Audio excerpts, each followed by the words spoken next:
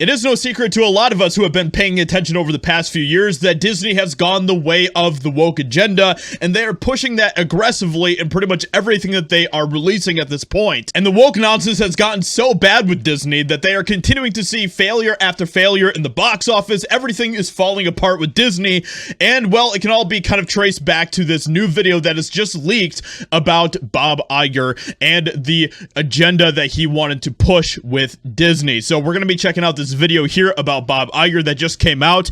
This is an absolutely insane video, and it shows just how completely unhinged Bob Iger has gone. New video ties Disney's hard left turn to Bob Iger's reaction to J6. So according to a new video released by Christopher Rufo, Disney's hard left turn into politics can be traced back to then chairman Bob Iger's reaction to the J6 riot and all of that stuff. Bob has talked about this eloquently since he's become CEO. Talking about Bob Chapek there. So there's Bob Iger and then there's Bob Chapek, but Bob Chapek became CEO of Disney for a few years, and now Bob Iger is CEO once again. I'll say a couple of things about it. You know, we've tended to shy away from politics, and in doing so, I think we've shied away from talking about issues that aren't political at all.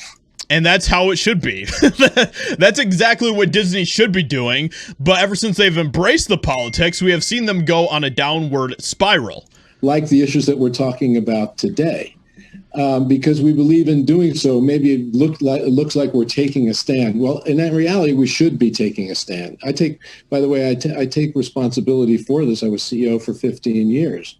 And so I manage the company's public-facing processes and how we were portraying ourselves. And I think that we have to be less cautious, as Bob, I think, was just alluding to, about such things and not be concerned, like just commenting about what happened in Washington last week. That's not political on our part at all. We know that what we saw was fundamentally wrong and that it was rooted in hatred and disrespect and contempt and intolerance. And we should feel free as Intolerance, guys. We need more diversity. It's like, oh my gosh, it had nothing to do with that whatsoever. But of course, people like Bob Iger want to continue to vilify certain groups of people in this country, particularly patriotic, freedom-loving Americans. Because, well, Bob Iger is a globalist elite who is pushing for communist agendas, so it makes sense why he would be against a lot of that. And we should feel free as a company to comment about that without retribution.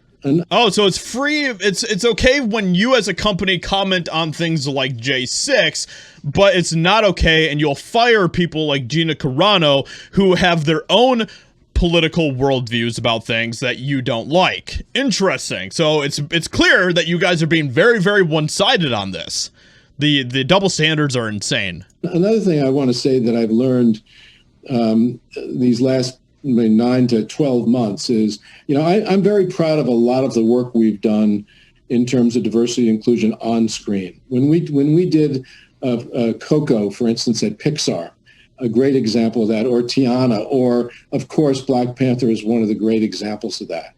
I allowed those things to make me feel a bit complacent in a sense. It's not that I wanted to be that way, but I thought, wow, we did Black Panther. How great are we? Wow, if that isn't like white savior complex, then I don't know what is. Like, holy crap.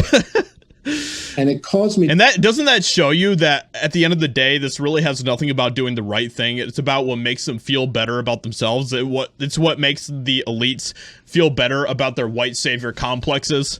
I mean, that's basically what he's admitting to here. To not focus as much as I should have on the culture of the company and the environment and in the voices that were telling those stories as opposed to just how they were being portrayed on the screen.